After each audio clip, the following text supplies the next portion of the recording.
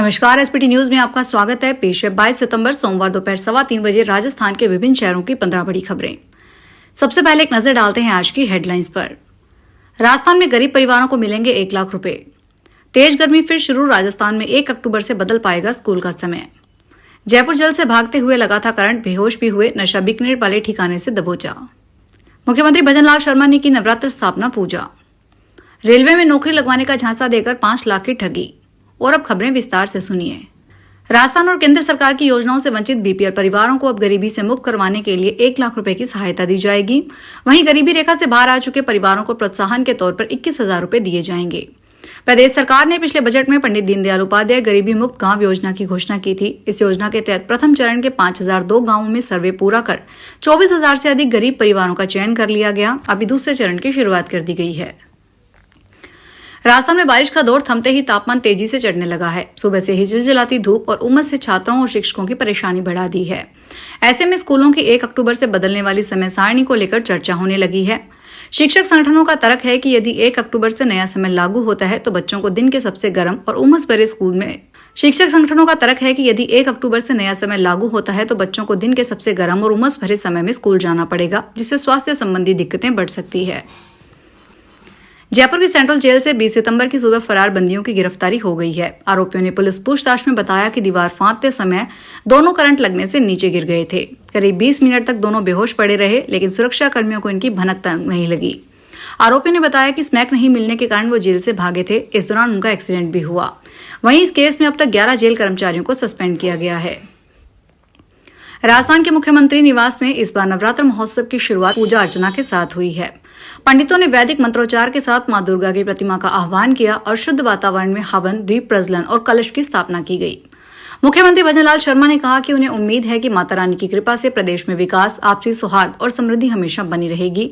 उन्होंने सभी नागरिकों से अपील की है कि वे नवरात्र के इन 9 दिनों में अपने घरों और कार्यस्थलों पर माता रानी की पूजा करें और समाज में एकता, सहयोग और भाईचारे को बढ़ावा दें। दौसा में रेलवे में नौकरी के नाम पर 5 लाख रुपए की ठगी का मामला सामने आया है। इस संबंध में भूदर मीना निवासी साथा ने महवा पुलिस थाने में रिपोर्ट दर्ज करवाई है। एफआईआर में बताया गया है कि उसका बेटा विनोद सरकारी नौकरी की तैयारी कर रहा है। 4 मार्च 2023 को अलवर जिले के फिरोजपुर निवासी भंबूराम, सोनू, बलराम व सुखराम ने उनके रिश्तेदार सुरेश की मौजूदगी में 5 लाख रुपए ले गए। जयपुर स्थित प्रदेश की सबसे बड़ी सब्जी मंडी मुहाना मंडी थोक मंडी में आज नवरात्र के पहले दिन ही सब्जियों के दामों में इजाफा देखने को मिला। आज थोक मंडी में टमाटर के दाम 21 से 30 रुपए के बीच बोले गए। वहीं शिमला मिर्च के दाम 55 से 60 रुपए के बीच रहे। इसके अलावा आज फूल गोभी भी 25 से 40 रुपए के बीच बिकी। आज नींबू के दामों में बढ़ोतरी हुई है। आज मंडी में नींबू के दाम 32 से 35 के बीच बोले गए। अन्य सब्जियों में भिंडी, कद्दू, तुरई, अरबी, हरी मिर्च, पत्ता गोभी और बैंगन के भाव सामान्य रहे। अजमेर की सड़कों पर बने गड्ढों को लेकर यूथ कांग्रेस ने अनोखा प्रदर्शन किया। इस दौरान जवाहर रंगमंच से पुरानी चौपाटी लिंक रोड पर जाने वाली सड़क पर विरोध जताया। गड्ढों से भरे पानी में कमल के फूल खिलाए और डिप्टी सीएम दिया कुमारी की फोटो भी लगाई। एनएसयूआई कार्यकर्ताओं का कहना था कि बरसात के मौसम में सड़कों के हाल बेहाल हो गए, लेकिन प्रशासन व सरकार सुध नहीं ले रही। ऐसे में ये सड़कें हादसों का कारण बन रही है। मध्य प्रदेश के गुना जिले के राघोटगढ़ इलाके में पुलिस और प्रशासन के बाद से अवैध परिवहन पर कार्रवाई की गई। राजस्थान ले जाई जा रही डीएपी खाद के 60 कट्टे और बोलेरो पिकअप वाहन जब्त किए गए। आरोपी चालक लक्ष्मी नारायण लोधा के खिलाफ थाना राघोगढ़ में आवश्यक वस्तु अधिनियम की धाराओं में एफआईआर दर्ज की गई है। वाहन में सवार लक्ष्मी नारायण लोधा झालावाड़ से पूछताछ में कोई वैध दस्तावेज या भूमि स्वामित्व प्रमाण पत्र नहीं मिला। इससे स्पष्ट हुआ है कि खाद्य का अवैध परिवहन किया जा रहा है। 12 में साइबर अपराध के खिलाफ पुलिस ने बड़ी कार्रवाई की है। पुलिस अधीक्षक अभिषेक अंदासु के अनुसार 1 से 30 सितंबर 2025 तक चलने वाले विशेष अभियान में कार्रवाई की गई। राजस्थान के साइबर क्राइम महानिदेशक के निर्देश पर यह अभियान चलाया गया। पुलिस ने 33 संदिग्ध बैंक खाता धारकों और 23 संदिग्ध सिम विक्रेताओं के खिलाफ कार्रवाई की। पुलिस मुख्यालय के अनुसार यह विशेष अभियान आगे भी जारी रहेगा। केंद्र सरकार ने भुजिया पर लगे जीएसटी को 12% से घटाकर 5% कर दिया, तो भुजिया की रेट में 15 से 20 रुपए की कमी आई है। बीकाजी जैसे मल्टीनेशनल कंपनी ने अपने दाम कम किए हैं, तो गली मोहल्लों में भट्टी पर बने भुजिया बेचने वाली फर्मों ने भी दाम कम कर दिए। बीकानेरी भुजिया पहले 220 रुपए किलोग्राम से शुरू हो रहे थे, लेकिन अब इसकी कीमत 200 रुपए किलो से शुरू हो रही है। सप्ताह के पहले कारोबारी दिन 22 सितंबर कमोडिटी मार्केट में जबरदस्त हलचल देखने को मिल रही है। नवरात्रि के पहले दिन सोने चांदी की कीमतों ने लंबी छलांग लगाई है। मल्टी कमोडिटी एक्सचेंज पर सोने की कीमत 664 रुपए की बढ़त के साथ 1,10,508 रुपए प्रति 10 ग्राम पर है। वहीं चांदी की कीमत में 2184 रुपए का उछाल आया है। ये 1,32,054 रुपए प्रति किलो पर पहुंच गई है। इंटरनेशनल मार्केट में सोना मजबूती के साथ कारोबार करता नजर आया। 22 सितंबर को गोल्ड स्पॉट 0.54% की बढ़त के साथ $3,691 प्रति औंस पर ट्रेड कर रहा था।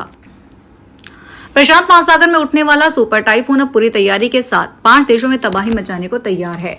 फिलीपींस, थाईलैंड, ताइवान, हांगकांग और चीन में तूफानी हवाओं और बारिश के कारण इमरजेंसी और हाई अलर्ट जारी किया गया है। इसके चलते फ्लाइट, स्कूल, कॉलेज बंद कर दिए गए हैं और समुद्र तटों के पास रहने वाले लोगों को सुरक्षित जगहों पर शिफ्ट करने के आदेश दिए गए हैं।